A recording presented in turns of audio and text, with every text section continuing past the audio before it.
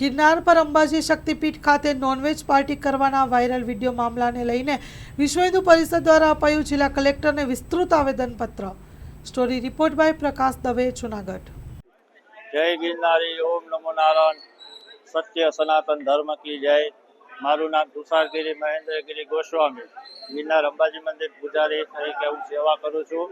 આજરોજ અમે કલેક્ટર શ્રી સાહેબ પાસે જે આજે સવારથી સોશિયલ મીડિયાના માધ્યમથી જે આ વિડીયો વાયરલ થયા છે તેનું અમે આવેદન દેવા આવ્યા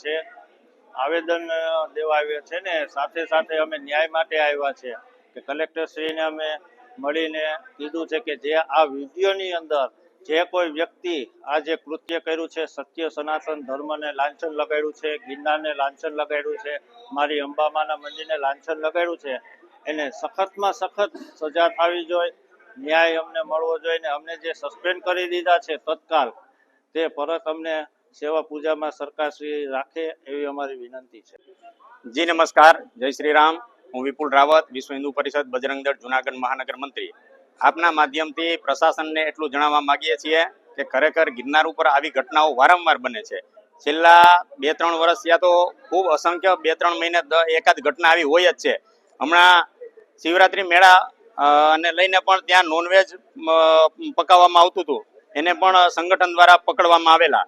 તો આપણે બધાને ધ્યાનમાં છે કે ગિરનાર ઉપર એક પ્લાસ્ટિકની બોટલ પણ આપણે નથી લઈ જઈ શકતા, તો આ નોનવેજ ત્યાં પહોંચે કેવી રીતના? આપણે એક પ્રશ્ન છે।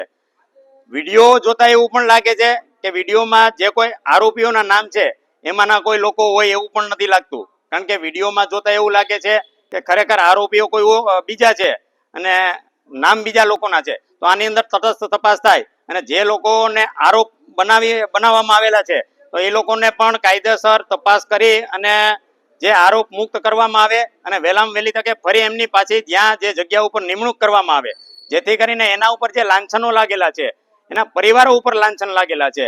તો આજે એ 27મી પેઢી ઉપરથી અત્યારે ત્યાં નિમણૂક છે પૂજારી તરીકે। તો ભૂતકાળમાં આવા બનાવો ક્યાંય કોઈ સંસ્થાના ધ્યાનમાં નથી, તો આવા બનાવો અવારનવાર જ શા માટે બને છે? તો પ્રશાસનને વહેલી તકે વિનંતી છે કે આની અંદરથી પ્રશાસન વહેલી તકે હટી જાય અને સંતો અખાડા પરિષદને આ જગ્યાઓ સુપ્રત કરવામાં આવે। વિડીયો જોતા એવું લાગે છે કે ખરેખર વિડીયો જૂનો હોય એવું લાગે છે અને આની અંદર એવું પણ લાગે છે કે નોનવેજ ત્યાં પહોંચે કેવી રીતના?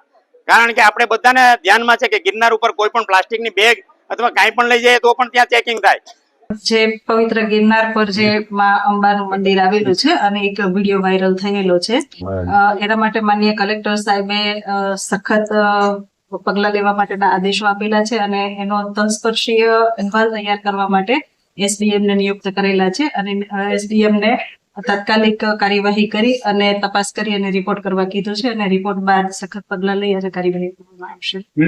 એ બધો જ અભ્યાસ કરી તપાસ કરી અને કાર્યવાહી કરવામાં આવશે। વહેલામાં વહેલી તકે એનો રિપોર્ટ તૈયાર કરી લેવામાં આવશે। ને એ જે માં અંબાનું જે સ્થાન છે એ અપૂજનીય ન રહે એટલા માટે પૂજા થઈ છે, એટલા માટે કામચલાઉ ધોરણે નિમણૂક કરેલી છે। તપાસ કર્યા પછી બહાર આવશે, હાલના તબક્કે કઈ જ ન કહી શકાય અને એટલા માટે જ આનો ઊંડાણપૂર્વક અભ્યાસ કરવા માટે એસડીએમ ને નિયુક્ત કરેલા છે અને જે કઈ પણ તથ્ય બહાર આવશે એમાં પછી સખત કાર્યવાહી કરવામાં આવશે।